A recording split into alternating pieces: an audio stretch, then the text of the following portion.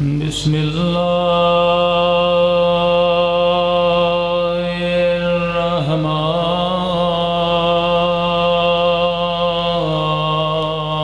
الرحمن الرحيم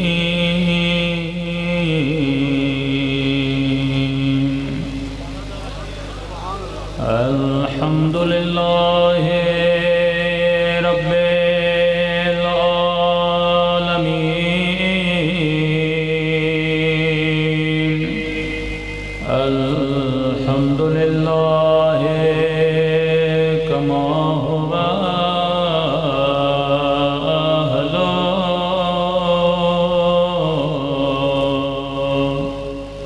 الصلاة والسلام على سيد المرسلين وخاتم النبيين أبي القاسم محمد اللهم صل على محمد وعلى آله الطيبين الطاهرين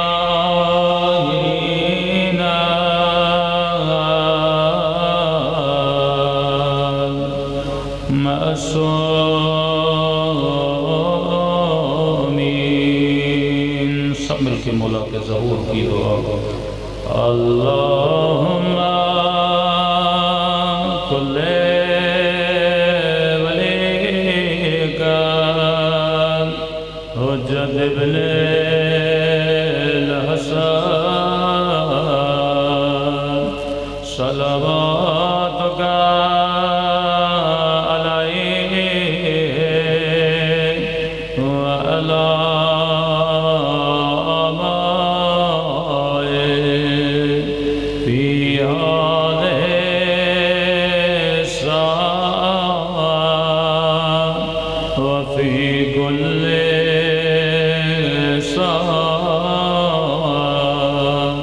وعلی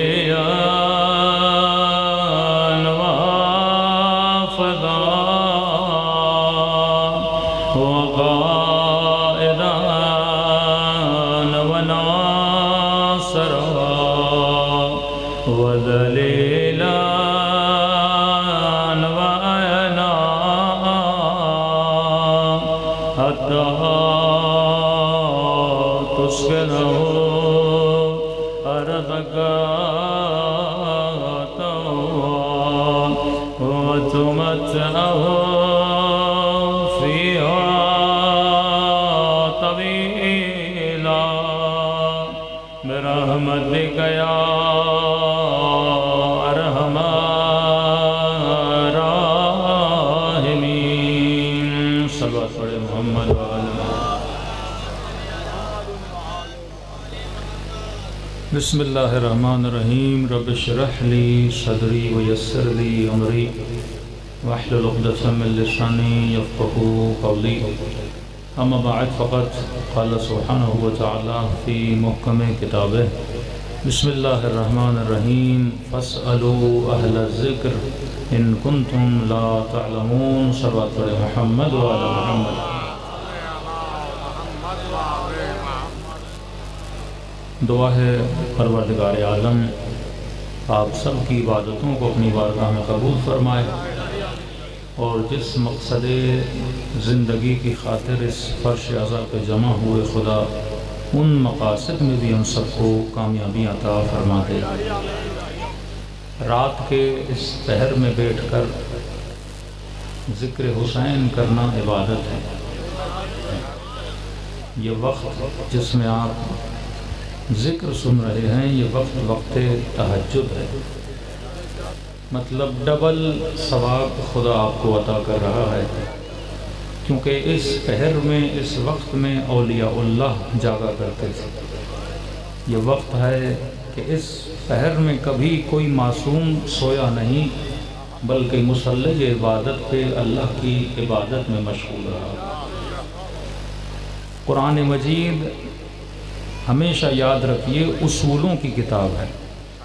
قرآن قصوں کی کتاب نہیں، کہانیوں کی کتاب نہیں، قرآن زندگی گزارنے کے اصولوں کی کتاب ہے۔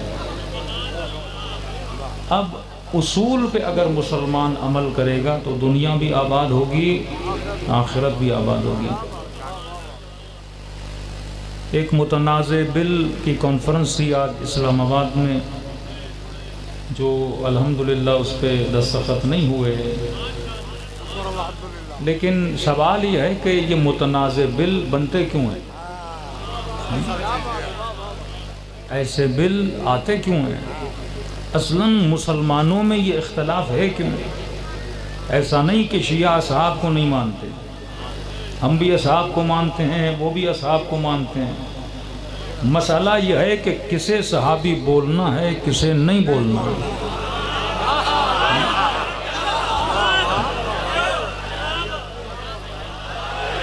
ایشو یہ ہے کہ واقعاً ایک مرتبہ ایک بندہ بولتا ہے میں مسلمان ہوں، ہمارا اس پہ مسئلہ ہوتا ہے کہ واقعاً تو مسلمان ہے بھی کہ نہیں، واقعاً تو مومن ہے بھی کہ نہیں۔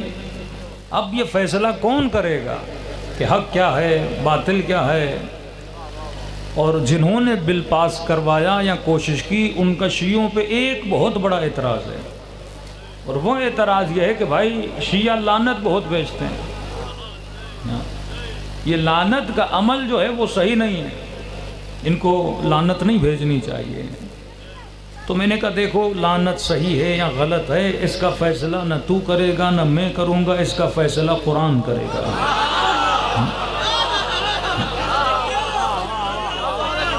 ہم قرآنوں کے اصول پہ چلتے ہیں کہ واقعاً جس پہ قرآن لعنت بھیجے اس پہ شیعہ لعنت بھیجے، اور یہ تو ہر کسی کو بھیجنا چاہیے۔ اگر قرآنی اصول، اب قرآن نام نہیں لیتا، قرآن اصول بتاتا ہے، اب کہتا ہے اصول پہ جو فٹ آ جائے اس پہ تو لعنت بھیج دے، جو اصول پہ فٹ نہیں آتا اس پہ لعنت نہیں ہے۔ ہاں اگر یہ بولیں کہ لعنت بھیجنا جرم ہے تو پھر قرآن میں ایک بھی لعنت نہیں ہونی چاہیے تھی۔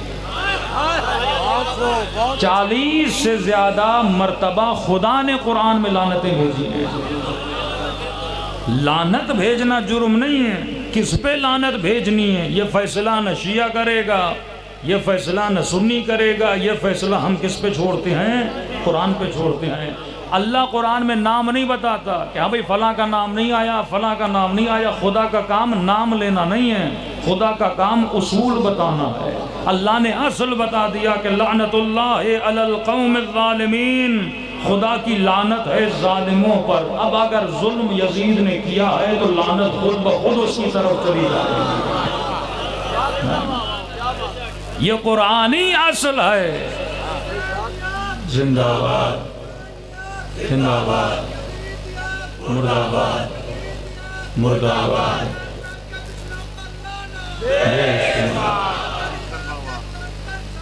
اللہم صلی علی محمد۔ قرآن کا کام کیا ہے؟ اصل بتانا، قانون بتانا، لا بتانا۔ قرآن لا میکر ہے، وہ قانون بناتا ہے۔ عمل کرنا کس کا کام ہے؟ بندوں کا کام ہے۔ اب اللہ نے خود عرض کر دیا کہ اللہ کی لعنت ہے ظالموں پر۔ جب خدا نے بول دیا کہ میری ظالموں پر لعنت ہے، پھر مفتی سے سوال بنتا ہی نہیں کہ یزید پہ بھیجوں یا نہ بھیجوں، فیصلہ خدا نے کر دیا۔ اب تو کتنا بھی یزید کو بچا لے، کیا بھائی یزید کا قصور نہیں تھا، ابن زیاد نے بولا تھا۔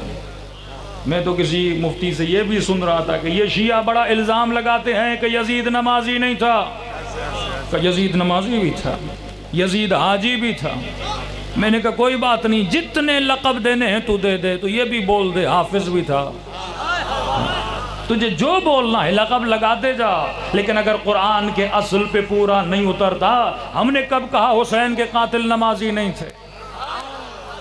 شمر نمازی تھا، شمر حاجی تھا، شمر جان باز جنگ صفین تھا، نماز تہجد پڑھنے والا تھا، مؤذن تھا لشکر یزید کا۔ مسئلہ یہ نہیں کہ نمازی تھا کہ نہیں ہے، لیکن اصول قرآن یہ ہے کہ انما یتقبل اللہ من المتقین، اللہ کہتے ہیں عمل کتنا بھی کر دے قبول اس سے کروں گا جو صاحب تقوی ہے۔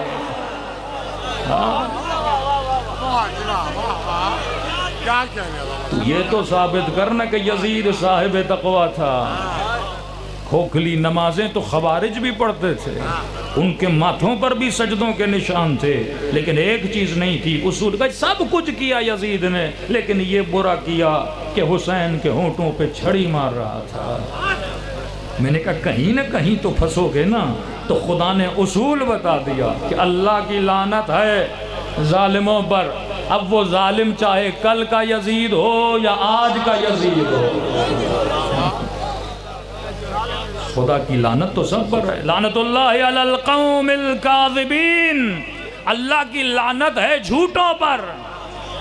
اب یہ تو نہیں جھوٹا اپنا ہو تو لعنت نہیں، اول سے لے کے آخر تک جس نے بھی جھوٹ بولا اس پہ خدا کی کیا ہے؟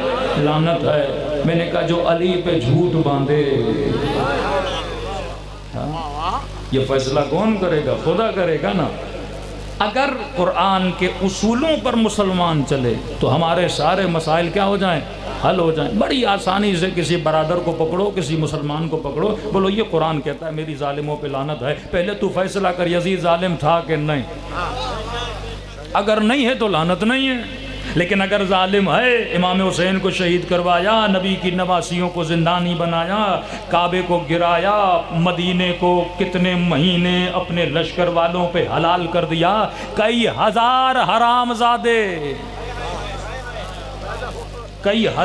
حرام زادے مدینے میں پیدا ہوئے، کیونکہ اس نے کیا کیا تھا؟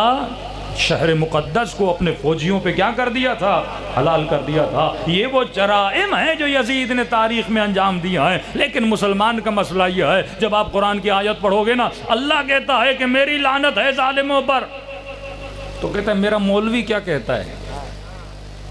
اس نے قرآن کی نہیں سننی، کہے گا میرا مفتی کیا کہتا ہے، میرا مولوی کیا کہتا ہے۔ بھائی تیرے مولوی کے آنے سے پہلے یہ کتاب آئی تھی، پہلے قرآن کے اصولوں پر عمل کر۔ دوسرا اعتراض شیعوں پہ کہ بھائی دیکھو آپ شیعہ 12 اماموں کو مانتے ہو، اتنا ہی ضروری تھی امامت تو خدا 12 کے نام بتا دیتا۔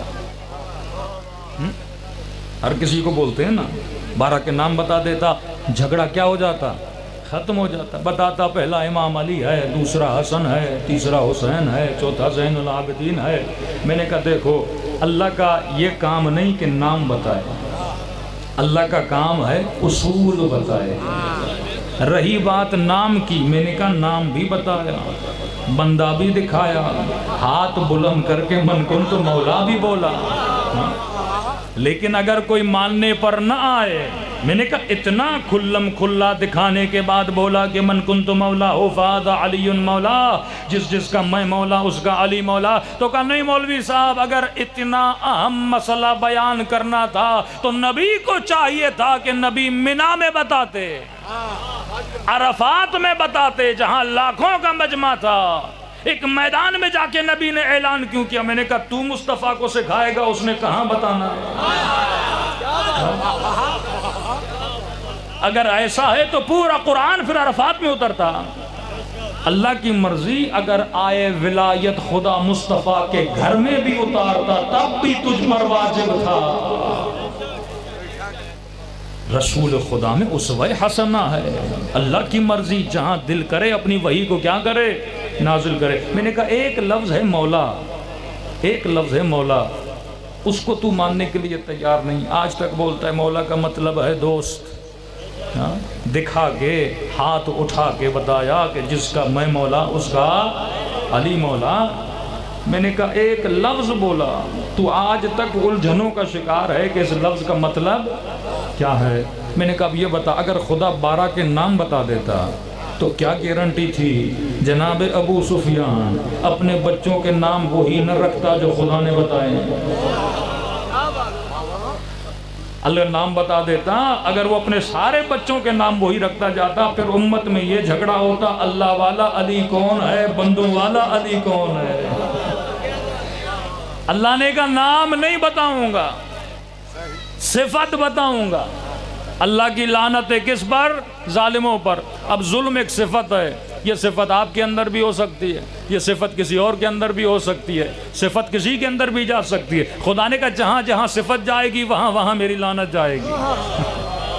جو جو ظلم کرے گا اللہ کی لعنت کا شکار ہو جائے گا۔ نام نہیں بتاؤں گا، صفت بتاؤں گا۔ وہ کیسے؟ سمجھانے کے لیے مثال دے رہا ہوں۔ میں نے کہا بھائی بیٹے کا نام رکھو شیر علی، آپ نے رکھا۔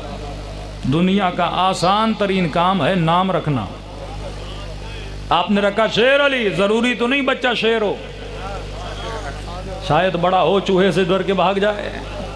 ہاں جناب کا نام ہے سخی اور ایک نمبر کا کنجوس ہے، ضروری تو نہیں سخی نام رکھنے سے بندہ کیا بن جائے؟ سخی بن جائے۔ اب مسلمانوں کی مرضی، جس کو جو بولیں، ہاں جو بولیں، جو صفت لگانی ہے لگاتے جاؤ۔ نام لگانے سے کوئی ویسا نہیں بنتا، تیرے کہنے سے نہ کوئی کرار بنتا ہے نہ کوئی جرار بنتا ہے۔ نام رکھنے سے کچھ بھی، دنیا کا آسان ترین کام کیا ہے؟ نام رکھنا۔ میں نے کہا بیٹے کا نام رکھو بہادر علی، آپ نے رکھ دیا۔ اب نام رکھنے سے بندہ بہادر تو نہیں بنتا۔ کسی نے نام رکھا خادم حسین، میں نے کہا نام رکھنے سے یہ حسین کا خادم تھوڑی بنے گا۔ سلمان کا نام خادم نہیں تھا، پر حقیقت میں علی کا خادم تھا۔ قمبر کا نام غلام علی نہیں تھا، پر قمبر کے اندر صفت تھی کہ وہ علی کا غلام تھا۔ نام رکھنا دنیا کا آسان ترین کام ہے۔ ماؤں کو جب بچے پیدا ہوتے ہیں نا، تو ہر ماں کو بچہ بڑا پیارا لگتا ہے، تو کہتی ہے کتنا سونا ہے میرا بچہ، بھلے کوے جتنا کالا ہو، لیکن ماں تو کہتی ہے بچہ۔ اب ماں کے بولنے سے تو بچہ خوبصورت نہیں ہوتا۔ ہاں تو بولتا جا فلاں خوبصورت ہے فلاں، یہ تیرے بولنے سے تو کچھ نہیں ہوتا نا۔ دنیا کا آسان ترین کام کیا ہے؟ نام رکھنا۔ اللہ نے کہا نام نہیں بتاؤں گا، صفت بتاؤں گا۔ ایک مرتبہ میں بولتا ہوں نام رکھ شیر، نام رکھ دیتے ہو، لیکن ایک مرتبہ بولتا ہوں بچے کو شیر کی طرح بہادر بنا۔ یہ بہت مشکل ہے کہ مولانا ایک منٹ میں کوئی گولی تو نہیں ہے کھلا دوں بچہ بہادر بن جائے۔ ایک منٹ میں بندے کے دل میں وہ طاقت آ جائے جو حضرت عباس کے وجود میں تھی۔ یہ اس طرح تو نہیں آتی نا۔ بولنے سے تو کوئی شجاع نہیں بنتا، میرے بولنے سے تو کوئی سخی نہیں بنتا، محنت کرنی پڑتی ہے، تب جا کے بندہ غلام علی بنتا ہے، تب جا کے سخی بنتا ہے، تب جا کے کریم بنتا ہے۔ تو نام رکھنا آسان ہے، صفت پیدا کرنا مشکل ہے۔ انما یرید اللہ لیذھب عنکم الرجس اہل البیت ویطہرکم تطہیرا۔ اللہ کیا بتا رہا ہے؟ صفت بتا رہا ہے، اے اہل بیت رسول یہ میرا ارادہ ہے تجھے ہر طرح کے رجس سے، پلیدی سے کیا کیا جائے؟ دور کیا جائے۔ اب شیعوں کو گھبرانا نہیں چاہیے کہ مولانا فلاں کو بھی اہل بیت میں لا دیا، فلاں کو بھی۔ میں نے کہا جسے لانا ہے لا دیں، پہلے صفت دیکھنا رجس سے دور ہے کہ نہیں ہے۔ اگر رجس سے دور ہے تو اہل بیت میں ہے، اگر صفت ہے تو اہل بیت، اگر صفت نہیں تو اہل بیت۔ کتنا آسان ہوتا نبی کے لیے۔ پوری رات اصحاب پریشان تھے، پوری رات تسبیحیں پڑھتے رہے، دعائیں کرتے رہے۔ یا رسول اللہ کتنا آسان تھا، آپ یہ بول دیتے کل علم علی کو دوں گا، مسئلہ یہ ہو جاتا۔ پوری رات کون جاگتا، کون تسبیحیں پڑھتا، لیکن نبی نے نام نہیں بتایا، یہ نہیں کہا کل علم علی کو دوں گا، حالانکہ آسان تھا، بول دیتے کل علم علی کو دوں گا۔ نبی نے کہا نہیں، صفت بتائی، کل علم اسے دوں گا جو مرد ہوگا، صفت مرد ہوگا، کرار ہوگا، غیر فرار ہوگا۔ یا رسول اللہ نام کیوں نہیں بتا رہے؟ کہ اگر نام بتاؤں گا بولیں گے پھر داماد کو دے دیا، پھر علی کی محبت میں علی کو علم دے دیا۔ نبی نے کہا چیلنج کر رہا ہوں، کل اسے دوں گا، کرار ہوگا، غیر فرار ہوگا، اللہ سے محبت کرتا ہوگا، اللہ اس سے محبت کرتا ہوگا۔ اگر ہے تیرے اندر صفت تو آ مصطفیٰ سے علم لینے کے لیے۔ صفت پیدا کرنا بڑا مشکل کام ہوتا ہے. تو نبی نے تعارف کے لیے نام نہیں بتایا، صفت بتائی. فرمایا انما ولیکم اللہ، میں اللہ ولی، ورسولو، میرا رسول ولی. اپنا بھی نام بتایا، رسول کا نام بھی بتایا، لیکن جب تیسرے کی باری آئی نا نام نہیں بتایا، صفت بتائی. والذین آمنوا الذین یقیمون الصلاۃ ویؤتون الزکاۃ وہم راکعون. 4-5 صفتیں بتا دیں. چوتھا وہ ولی، تیسرا وہ ولی ہے جو نماز قائم کرے، صاحب ایمان ہے، زکوٰۃ دیتا ہے، پر ایسے نہیں حالت رکوع میں زکوٰۃ دیتا ہوا نظر آ جائے.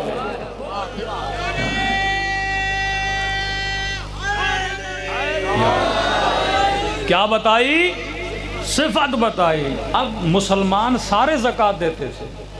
ایک وہابی مولوی تھا، وہ کہتا ہے ہم بھی ولی ہیں. میں نے کہا وہ کیسے؟ وہ کہتا اللہ کہتا ہے جو زکوٰۃ دے، کہتے ہم سارے زکوٰۃ دیتے ہیں تو ہم سب کیا ہیں؟ ولی ہیں. میں نے کہا تو زکوٰۃ دیتا ہے، رکوع میں نہیں دیتا. آج تک کسی نے رکوع میں زکوٰۃ نہیں دی. اور مقام تعجب یہ تھا نہ کسی فقیر نے رکوع میں زکوٰۃ مانگی، نہ کسی نمازی نے رکوع میں زکوٰۃ دی. جو دینا چاہتا تھا نماز سے پہلے دیتا تھا یا نماز کے بعد دیتا تھا. تاریخ لکھنے والے لکھتے ہیں عجیب منظر تھا. فقیر کا مزاج بھی عجیب تھا، نمازی کا مزاج بھی عجیب تھا. میرے معصوم امام نے کہا عجیب کیسے نہ ہوتا، کیونکہ مانگنے والا جبرائیل تھا، دینے والے علی تھے.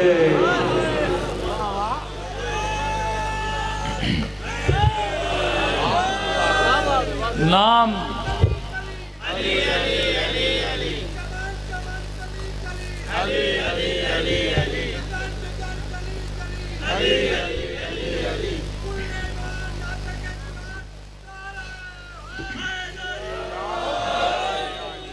نام نہیں بتایا. کیا بتائی؟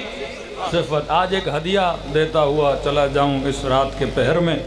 یہ آیت ہر شیعہ یاد کرے.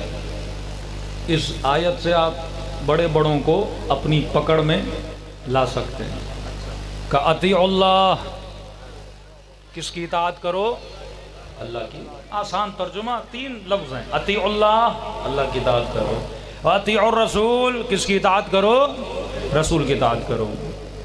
وَأُولِي الْأَمْرِ مِنْكُمْ. 3 اطاعتیں ہر نمازی پر، ہر حاجی پر، ہر مسلم پر واجب ہے. اللہ کی اطاعت، رسول کی اطاعت، تیسرا تم میں سے جو صاحب امر ہو.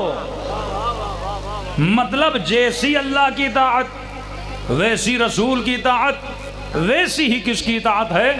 جو تم میں سے صاحب امر ہو. اب شیعوں کا تو فیصلہ اٹل ہے کہ صاحب امر کون ہے، لیکن کسی بھی مسلمان بھائی سے جا کے پوچھئے بھائی یہ تیسری اطاعت، کیونکہ اللہ تیسرے کا نام نہیں بتاتا، صفت بتاتا ہے. وہ کیا ہے؟ صاحب امر ہے. پوچھئے یہ صاحب امر کون ہے؟ 3 اطاعتیں واجب ہیں. اللہ کا پتہ ہے، رسول کا پتہ ہے، بندہ خدا بتا تیسری اطاعت کس کی ہے؟ تو تمام تر مفسروں نے یہ لکھا کہ تیسری اطاعت ہے وقت کے حاکم کی اطاعت. جس کے پاس بھی حکومت ہو وہ کیا ہے؟ اولی الامر ہے. اب اس کی اطاعت نہیں کرو گے تو اسی طرح ہے جیسے تم نے رسول کی اطاعت نہیں کی، اور رسول کی اطاعت اس طرح ہے اگر نہیں کی جیسے تم نے اللہ کی اطاعت نہیں کی. اور وہی احکام اگر رسول کے مقابلے میں کوئی کھڑا ہو جائے تو باغی، اور وقت کے حاکم کے مقابلے میں اگر قیام کرے تو بھی کیا بنے؟ باغی بنے. تو میں نے کہا پنجاب والو تجھے مبارک ہو کہ تیرے وقت کا حاکم کاکڑ صاحب بن چکا ہے. تو پورے پاکستان پہ کاکڑ کی اطاعت کیا ہو گئی؟ میں نے کہا اب گھر جا کے سجدے شکر عطا کرنا کہ تیرے اوپر امام زمانہ کی اطاعت ہے، ایسے حکمرانوں کی اطاعت نہیں ہے. سارے مسلمان 11 مہینے شریف کی اطاعت تھی مسلم پاکستانیوں پر. اس سے پہلے خان کی اطاعت تھی، اس سے پہلے زرداریوں کی اطاعت تھی. لیکن تو شکر ادا کر کہ تیرے اوپر ہمیشہ حجت خدا کی اطاعت واجب تھی. اب مسلمان پہ زکوٰۃ واجب ہے، شیعوں پہ خمس ہے، اہل سنت کے بھائیوں پہ کیا ہے؟ زکوٰۃ دینی ہے. اور زکوٰۃ کسے دینی ہے؟ ابو حنیفہ تو نہیں رہے. زکوٰۃ کسے دے گا؟ مسلمان. شرعی طور پہ بتا رہا ہوں، جو مسلمان کا اولی الامر ہوگا. اولی الامر کون ہے؟ حاکم ہے. مسلمانوں کے اکاؤنٹ سے پیسے کٹ کے کہاں جاتے ہیں؟ حکومت کے اکاؤنٹ میں جاتے ہیں. تبھی جو بھی مسلمان جب اکاؤنٹ کھولنے جاتا ہے نا تو ایک چھوٹا سا کالم آتا ہے، اس کالم میں سے ایک سوال کیا جاتا ہے کہ بتاؤ اکاؤنٹ کھولنے والے تو شیعہ ہے یا سنی ہے؟ تو یہ پوچھتا ہے بھائی یہ کیسا سوال ہے؟ اکاؤنٹ تو اکاؤنٹ پہ، یہ کیوں پوچھ رہے ہو شیعہ کا؟ دیکھو اگر سنی ہو تو تیری زکوٰۃ جائے گی حکومت کے کھاتے میں، کیونکہ تیرا اولی الامر کون ہے؟ حاکم ہے. لیکن اگر شیعہ ہو تو تیری زکوٰۃ نہیں کٹے گی، کیونکہ شیعہ حاکموں کو زکوٰۃ نہیں دیتے، امام زمانہ کو دیتے.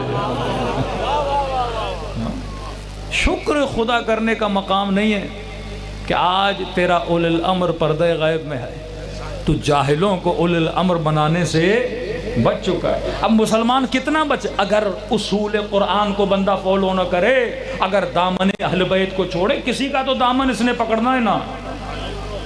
آپ بولو گے مثلا میں نے ملتان جانا ہے، اس روڈ سے نہیں جاؤں گا. بھائی کسی روڈ سے تو جانا ہے نا. اب میرے بتائے ہوئے روڈ سے نہ جاؤ، کسی نہ کسی، یا کچے روڈ سے جاؤ گے یا پکے روڈ سے جاؤ گے.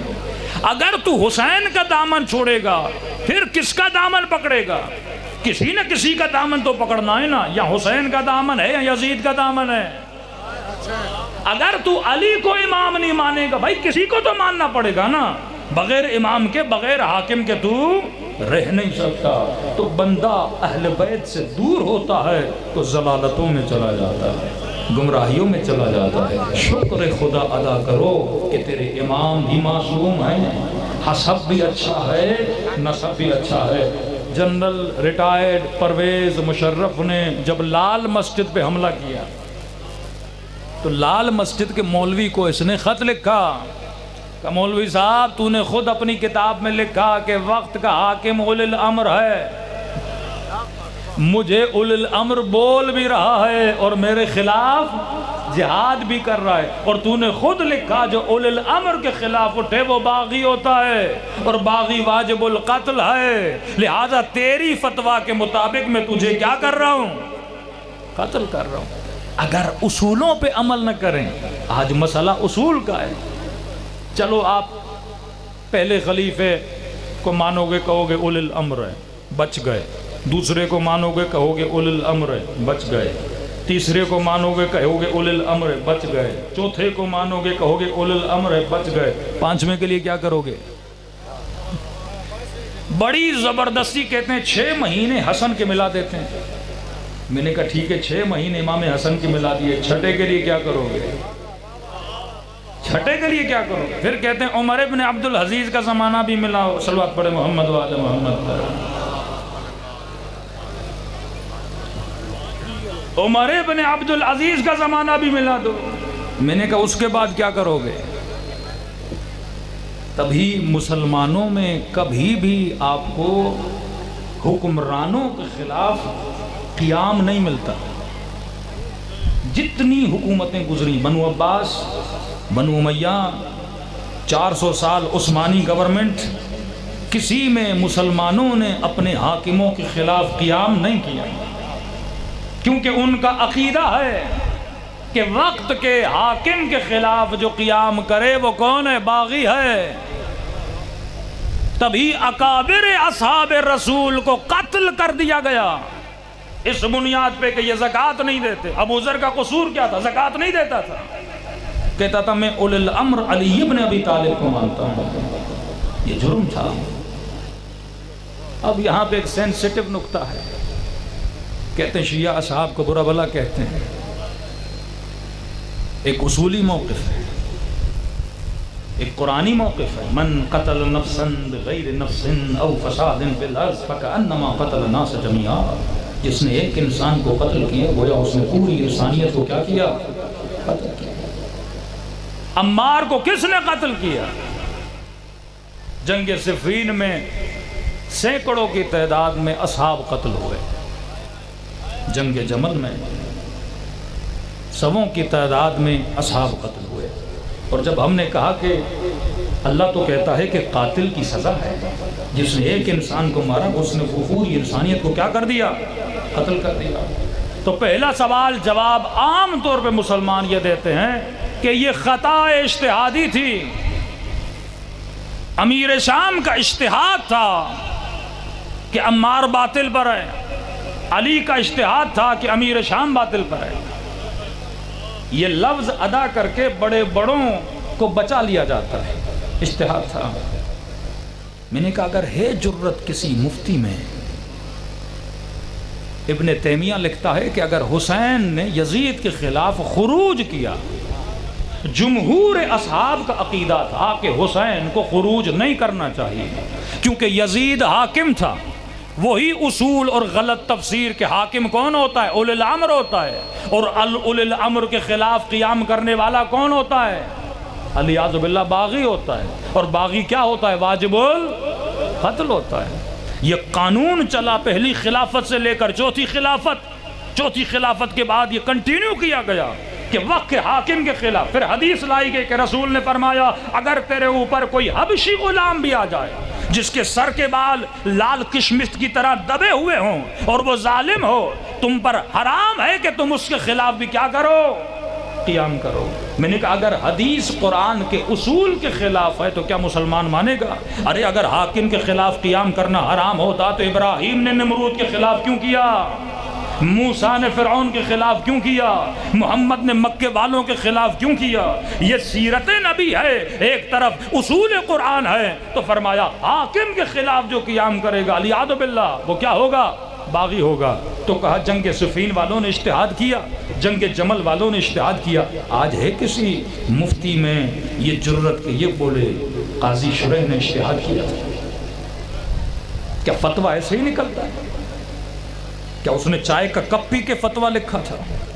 ہم نے ممبروں سے اتنا بولا کہ قاضی شریح نے درہم کی لالچ میں فتویٰ دیا تھا، یہ بات صحیح ہے، لیکن کوئی جج جب کوئی فیصلہ سناتا ہے وہ قانون کا ایکٹ لگاتا ہے کہ قانون کے اس شک کے مطابق میں اس کو گلٹی پاتا ہوں اور اسے یہ سزا سناتا ہوں۔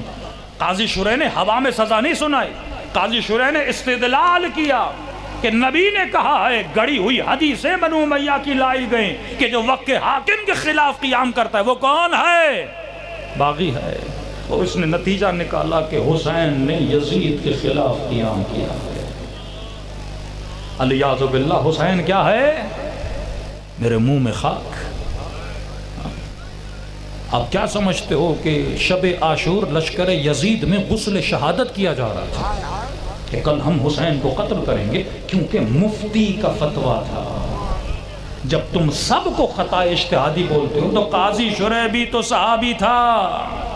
اختلاف ہے، کچھ کہتے ہیں تبع تابعی ہے، کچھ کہتے ہیں صحابی ہے، پرانا ہے اس کی پیدائش کی تاریخ، اور امیر المؤمنین آگے پیچھے، لمبی عمر والا، 102 سال اس نے عمر کی ہے اس بندے نے۔ قاضی القضات ہے، جرت نہیں ہوتی کہ یہ بولیں اس نے خطا اجتہادی کی تھی۔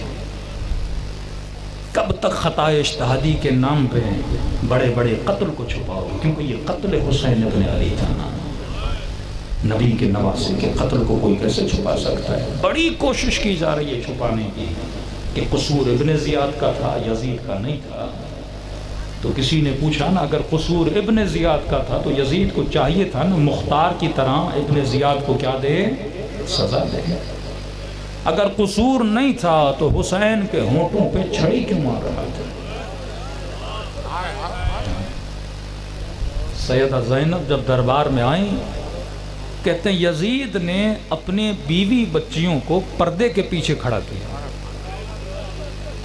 یہاں پر بی بی زینب نے آواز دی، یزید امن العدل، کیا یہ عدالت ہے کہ نبی کی نواسیاں بھرے دربار میں کھڑی رہیں، تیری بچیاں پردے کے پیچھے کھڑی رہیں؟ دو اسلام ہیں، یاد رکھیے، ایک اسلام حسینی اسلام، ایک اسلام یزیدی اسلام۔ حسینی اسلام عقل والا اسلام ہے جو انسان کو ہدایت کا راستہ دکھلاتا ہے۔ بعض اوقات ہم بعض روایتیں پڑھتے ہیں، مومنین تھوڑے تعجب میں پڑ جاتے ہیں، مولانا یہ روایت سمجھ میں نہیں آ رہی۔ میں نے کہا دیکھو، اہل بیت کی ذات میں اللہ نے کیا رکھی ہے؟ ہدایت۔ امام یہ نہیں دیکھتا میں کسے ہدایت دے رہا ہوں، اس کا کام ہے ہدایت دینا۔ بعض اوقات سنتے ہیں نا کہ امام مثلاً شمر کو سمجھا رہے تھے، ابن سعد کو کہتے کیوں سمجھا رہے تھے ایسے ظالموں کو؟ میں جوانوں کو یہ مثال دیتا ہوں، یہ ہے پانی کا گلاس، پانی کی ذات میں ہے پیاس بجھانا۔ اب یہ نہیں علی والا پیے گا تو پیاس بجھے گی، منکر پیے گا تو نہیں بجھے گی، نہیں، اس کی ذات کا خاصہ ہے، جو بھی پیے یہ پیاس کو بجھا دیتا ہے۔ امام حسین کی ذات کے اندر ہے، وہ کیا دیں؟ ہدایت دیں۔ ملتا ہے شمر جب مولا کے سینے پہ سوار ہوا، بعض اوقات پڑھتے ہوئے بھی انسان گھبراتا ہے، کہتے ہیں پوری کوشش ہے امام حسین کی کہ شمر کو اپنی طرف متوجہ کریں۔ بار بار جب سینے پہ سوار تھا تو مولا کہہ رہے شمر حسین کے چہرے کی طرف دے۔ کہتے ہیں حسین میں جانتا ہوں تو مجھے متوجہ کرنا چاہتا ہے، تو یہ چاہتا ہے کہ میں تیرا سر قلم نہ کروں۔ کہا شمر تھوڑا دیکھ تو صحیح، کیونکہ وہ رونق تھی، وہ نور تھا حسین کے چہرے میں۔ کہا شمر تو مجھے جانتا نہیں میں کون ہوں؟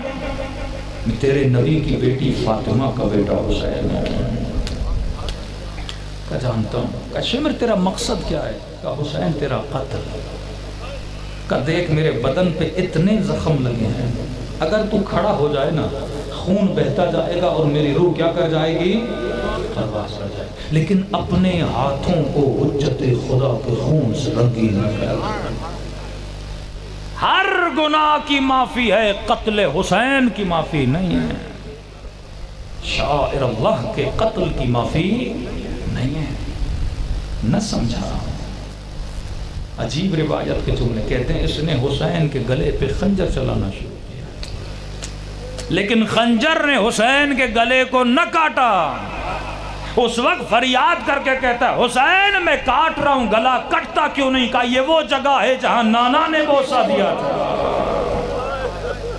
یہ وہ جگہ ہے جہاں میری اماں نے بوسہ دیا تھا۔ معجزہ کر کے اس لعی کو دکھایا، شاید سدھر جائے۔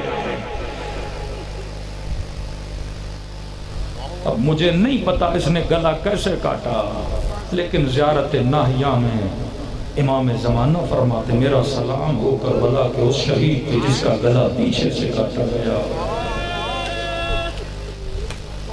کتنا کریم ہے حسین۔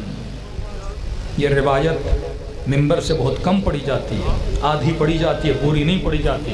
خیمے میں آئے، فرمایا بہن زینب مجھے وہ کرتا دو جو اماں زہرا نے سیا تھا۔ بہن نے کرتا دیا، امام نے خنجر نکالا، کرتے کو پھاڑنا شروع کر دیا۔ فرمایا حسین کرتا پھاڑ کیوں رہے ہو؟ کہا بہن یہ جو عرب باہر کھڑے ہیں نا یہ اتنے شقی ہیں، میری شہادت کے بعد میرے بدن سے ہر چیز لوٹ کے لے جائیں گے۔ امام ہے نا صاحب حیا ہے، کہ میں نہیں چاہتا میرا بدن عریان ہو جائے۔ کرتا پہنا، یہاں تک کو روایت سنی، اگلا جملہ کہتے خیمے کی اماری میں ایک اور کرتا پڑا تھا، پیلے رنگ کا نیا کرتا۔ فرمایا بہن زینب یہ کرتا بھی دے۔ پھٹے ہوئے کرتے کے اوپر امام حسین نے ایک نیا کرتا پہنا۔ تعجب سے سیدہ زینب نے کہا حسین جب خود کہہ رہے ہو یہ سب لوٹ کے چلے جائیں گے، پھر پرانے کرتے کے اوپر نیا کرتا کیوں پہن رہے ہو؟ فرماتے بہن زینب میں نہیں چاہتا جو لوٹنے آئے وہ میرے بدن سے خالی ہاتھ جائے۔ ایسا کریم کبھی دیکھا؟ تو میں کہتا ہوں عزادارو جو اپنے بدن سے لٹیروں کو خالی ہاتھ نہ لوٹائے وہ اپنی مجلس سے عزادار کو خالی ہاتھ سے لوٹائے گا۔ مانگنے کا ہنر آنا چاہیے، ایسے مانگو جیسے حر نے مانگا تھا۔ گنجائش نہیں مجلس میں اس کو زیادہ طول دوں۔ کسی نے سوال کیا کہ مولانا ممبر سے اتنی سخت گفتگو کی جاتی ہے گناہوں کی سزا کے بارے میں، مثلا کوئی نماز پڑھتا ہے کوئی نہیں پڑھتا، کبھی ہے کبھی نہیں، کبھی کوئی جھوٹ بول لیتا ہے، کبھی کوئی گناہ کر دیتا ہے، کبھی کوئی نامحرم کی طرف تعلق بنا لیتا ہے، تو پھر فائدہ کیا اہل بیت کو ماننے کا؟ وہ بھی گناہ کریں ان کو بھی سزا ملے، ہم بھی گناہ کریں ہمیں بھی سزا ملے۔ میں نے کہا ایک فائدہ ہے، کا کون سا فائدہ؟ میں نے مثال دی، میں نے کہا دیکھ اگر میرے کپڑے میلے ہو جائیں، نجس ہو جائیں، گندے ہو جائیں، تو دو طریقے ہیں صاف کرنے کے، پانی ہو، صابن ہو، واشنگ مشین ہو جس میں کپڑوں کو کیا کروں دھوں۔ لیکن اگر صابن بھی نہیں، پانی بھی نہیں، واشنگ مشین بھی نہیں، میں کپڑے دھو نہیں سکتا۔ لیکن ایک بندے کے کپڑے کتنے بھی گندے ہو جائیں، لیکن اگر اس کے پاس صابن ہو، پانی ہو، واشنگ مشین ہو، وہ کپڑوں کو صاف کر سکتا ہے۔ میں نے کہا تیرے پاس صاف کرنے کا ذریعہ ہے، ان کے پاس کچھ بھی نہیں ہے۔ مجلس حسین میں آؤ، حر نے بڑی خطا کی تھی، لیکن آیا نا حسین میرے گناہوں کو دھو دے، حسین مجھے صاف کر دے۔ اب امام فرماتے ہیں یا مجلس میں یا دنیا میں آ کے خود کو صاف کر، یہاں صاف کرو گے تو بڑا آسان ہے، بڑے سے بڑا گناہ کیا ہو، لیکن اللہ کی دربار میں حسین کا وسیلہ دے، زینب کا واسطہ دے۔ لیکن توبہ وہ ہو جو حر والی، ندامت تیرے چہرے پہ نظر آئے۔ سردار تھا، اپنے لشکر کا ہاتھوں میں رسیاں باندھی، آنکھوں پہ پٹی باندھی، حسین نے اپنے ہاتھوں سے پٹی اتاری۔ حسین کا حر آنکھوں پہ پٹی کیوں باندھی ہے؟ کہ مولا اے کاش اندھا ہو جاتا پر تیری آنکھوں میں آنکھیں ڈال کے نہ دیکھتا۔ حر ہاتھوں پہ رسی کیوں باندھی؟ مولا اے کاش ہاتھ کٹ جاتے پر تیری لجام فرس میں ہاتھ نہ ڈالتا۔ شرمندگی تھی حر میں، پھر حسین نے کہا بھیا حر میرے سینے سے لگ جاؤ۔ فرماتے ہیں دنیا میں خود کو صاف کر لے بڑا آسان ہے، یہاں روئے گا نا مچھر کے پر کے برابر بھی اگر پل کے گیلی ہو جائیں تو خدا گناہ بخش دیتا ہے، مچھر کے پر کے برابر۔ لیکن فرمایا مرنے کے بعد بھی راستہ ہے، لیکن مشکل راستہ ہے۔ عالم برزخ میں بھی انسان کی صفائی ہوتی، لیکن وہ تکلیف دہ صفائی ہے۔ جب تک زندہ ہے، آغائے گل پائگانی بیٹے کے خواب میں آئے، بیٹے نے کہا بابا اگر ایک دن زندگی ملے نا کیا کرو گے؟ کہ بیٹا امام رضا کی زیارت کو جاؤ۔ کہ بابا کیوں؟ فرمایا مثلاً اگر 40 بار رضا کی زیارت کے لیے گیا نا، ہر زیارت کے بدلے میں 3 مرتبہ برزخ میں مجھ سے ملنے آئے۔ ذرے ذرے کا حساب ہے۔ 70 سال تہران میں ایک جگہ مجلس ہوتی تھی، جس طرح یہاں پہ مومنین قدیمی مجلس ہے۔ ایک بزرگ کہتا ہے میں مجلس کرواتا تھا، عزادار آتے تھے بڑے ادب سے، کالا لباس پہننا، حسین کی مجلس میں گریہ کرنا، آخر تک بیٹھنا، ماتم کرنا۔ ایک دن 2 جوان آئے، لباس اچھا نہیں تھا۔ دیکھو مجلس میں آتے ہو نا، مجلس والا لباس پہنو، شادی میں شادی والا ہوتا ہے، مجلس میں ایک آداب مجلس ہوتے ہیں، بیٹھنے کا ادب، لباس کا ادب، گریے کا ادب۔ کہ اس نے لباس شوخ پہنا تھا، رنگ برنگی لباس، لگ نہیں رہا تھا یہ جوان مجلس میں آئے، ہنستے پھرتے مجلس میں آ کے بیٹھ گئے۔ 10 منٹ بیٹھے، ابھی ذاکر پڑھ رہا تھا، پھر اٹھ کے چلے گئے۔ میں نے کہا بڑے بے ادب ہے، حسین کی مجلس کا ادب نہیں کیا، لیکن میں نے روکا نہیں، میں نے کہا عزادار ہیں، حسین جانے یہ جانے، چلے گئے۔ 3 دن کے بعد دونوں جوان پھر مجلس میں آئے، لیکن اب لباس بھی ادب والا، لباس ہے غم۔ ہاں غم کے دن ہے نا، لباس غمگین ہونا چاہیے نا۔ بڑے ادب سے بیٹھے، گریہ کیا، ماتم کیا۔ جب جانے لگے نا، یہ بوڑھا کہتا ہے میں نے ان کو کہا ادھر آؤ، دونوں جوان آئے، کہا یہ تو بتا 3 دن پہلے بھی آئے تھے تم میں ادب نہیں تھا، آج اتنے بدل گئے، وجہ؟ دونوں رونے لگے۔ قبلہ اس دن جب مجلس میں آئے تھے نا، ہم مجلس سننے نہیں آئے تھے، نیاز کھانے آئے تھے۔ بھوک لگی تھی، کسی نے کہا نیاز ہو رہی ہے، اور جیسے مجلس میں پہنچے 2 مومنین سے پوچھا نیاز ہے کہ نہیں، انہوں نے کہا نہیں چائے کی نیاز ہے، کھانا نہیں۔ ہم نے کہا بیٹھ کے کیا کریں گے؟ چلے گئے۔ جیسے مجلس سے نکلے تو گلی میں جن مومنین نے چائے پی تھی نا، وہ گلی میں کپ وہیں پہ رکھ دیے تھے۔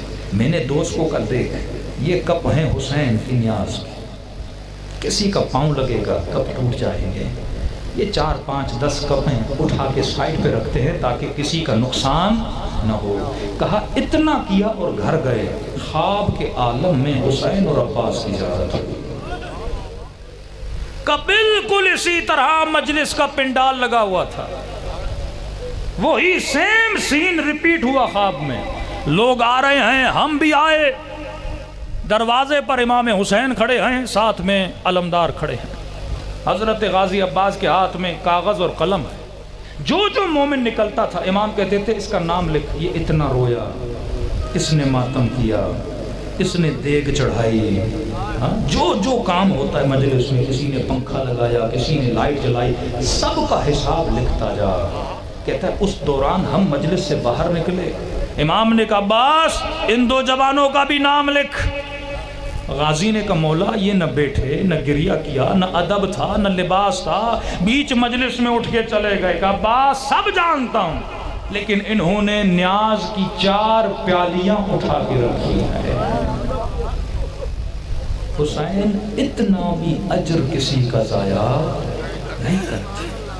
خلوص سے آؤ گے، اپنی صفات کو امام حسین کے سامنے رکھو گے۔ میرے چوتھے امام فرماتے جب مجلس سن کے گھر جاؤ نا، بستر پہ سو تو یہ سوچو آج کی مجلس سے میں کتنا بدلا ہوں۔ اگر مجلس تجھے حر نہ بنائے تو مجلس کا فائدہ نہیں ہے۔ فرمایا ہم کریم ہیں، خلوص سے دل سے مجھ حسین کو سلام کرو، اللہ تجھے ثواب زیارت حسین عطا کرے گا۔ کہ مولا ایک سلام سے آپ کی زیارت کا ثواب مل جائے گا۔ فرمایا دیکھ آ سکتے ہو تو میری کربلا آ، لیکن اگر نہیں آ سکتے، مجبور ہو، بیمار ہو، لیکن دل تڑپ رہا ہے حسین کے لیے، تو میں کریم ہوں، تجھے ثواب سے محروم تو نہیں کروں گا۔ کہ خلوص سے دل سے مجھ حسین کو سلام کرو۔ کہ مولا ایک سلام سے ثواب مل جائے گا۔ فرمایا جب سلام کرو نا، اگر نہ چاہتے ہوئے تیری آنکھوں سے آنسو نکل آئے، یہ مت سمجھنا یہ تیرے آنسو ہیں، حسین نے تجھے تیرے سلام کا جواب بھیجا۔ دلوں کو کربلا لے کر چلیں، 3-4 سلام اپنے مولا حسین کو کریں، تاکہ آج کی مجلس سے ہم سب ثواب زیارت حسین لے کے اٹھیں۔ السلام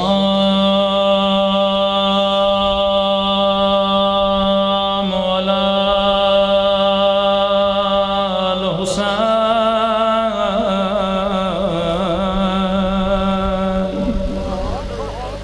وعلی علی ابن الحسین وعلی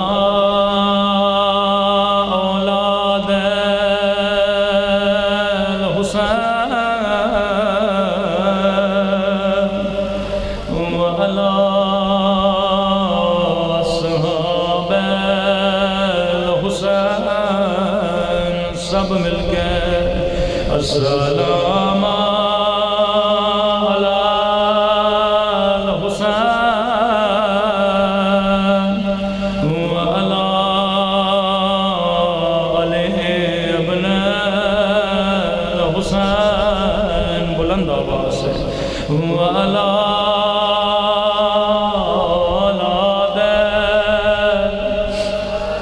حسین کی صدا بلند وعلی اصحاب الحسین۔ میرا سلام ہو سکینہ کے زخمی کانوں پہ،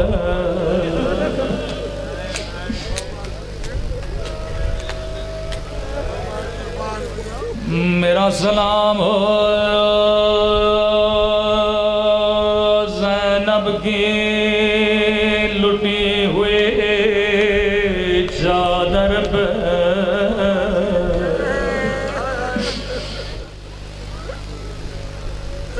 آپ نے بڑے بڑے ذاکروں کے مصائب سنے ہوں گے، لیکن علماء فرماتے ہیں جب رات کے اندھیروں میں رونے کا دل کرے تو زیارت ناہیہ پڑھا کرو۔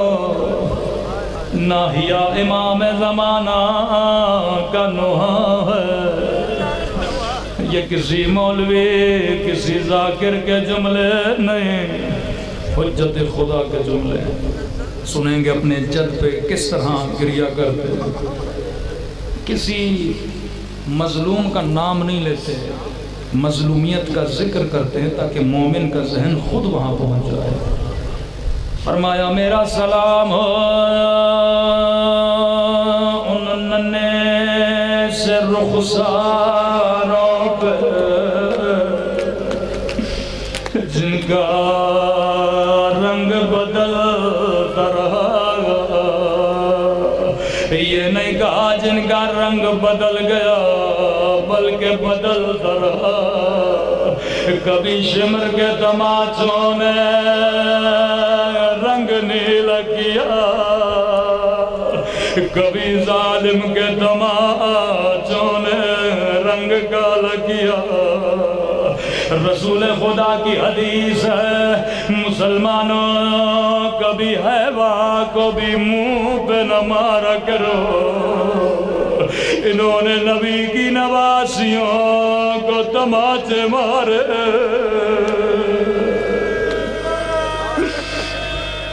بابا کا کٹا ہوا سار سکینہ کی گودی میں آیا, رو کے کہنے لگی میرے غریب الوطن بابا,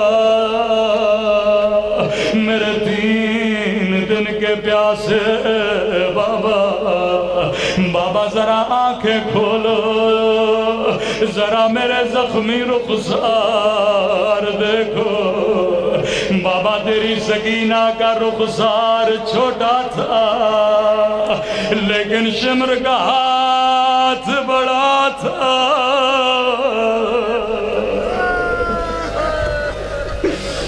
میرے غریب الوطن بابا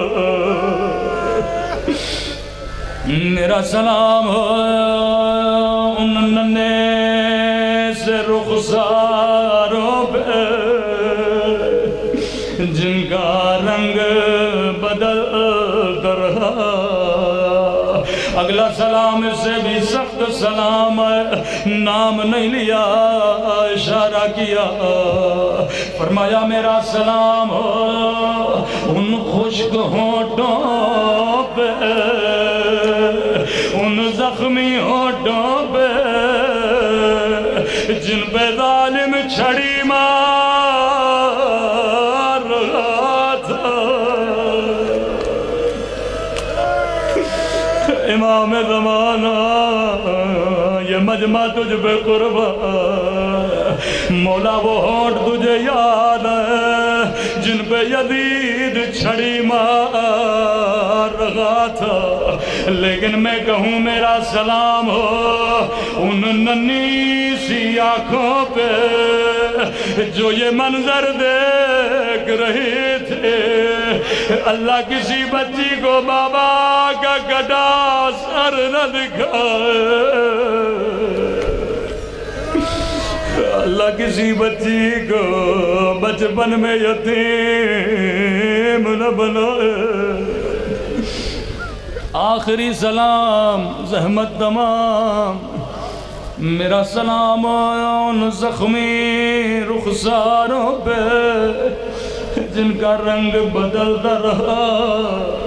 میرا سلام ان خشک ہونٹوں پہ جن پہ ظالم چھڑی مار رہا تھا. اگلا سلام میرا سلام ہو ان زخمی کلائیوں پہ جنہیں رسیوں سے باندھا گیا تھا. اللہ جانے یہ کس بی بی کی کلائیاں ہیں. علماء فرماتے ہیں یہ زینب کے بندے ہاتھ ہیں جسے امام زمانہ یاد کر کے رو رہے. لیکن میں نے بڑا سوچا کربلا میں بی بی زینب پہ بڑے بڑے مصائب آئے, لیکن امام زمانہ نے بندے ہاتھوں کو کیوں یاد کیا؟ کسی ذاکر نے کہا مولانا اس لیے کیونکہ 11 محرم کو زینب اونٹ سے ایسے گری جیسے عباس گرے تھے. شاید کوئی مومن کہ مولانا یہ کیا پڑھ رہے ہو؟ زینب کے تو بازو سلامت ہے, عباس کے بازو سلامت سلامت نہیں تھے. میں نے کہا جواب میں نہیں دوں گا. امام زمانہ فرماتے ہیں میرا سلام ہو میری ان پٹھیوں پہ جن کے ہاتھوں کو ان کی گردنوں سے باندھا گیا. وہ زینب ایسے گری جیسے عباس گرے تھے. اللہ لعنت اللہ علی القوم الظالمین.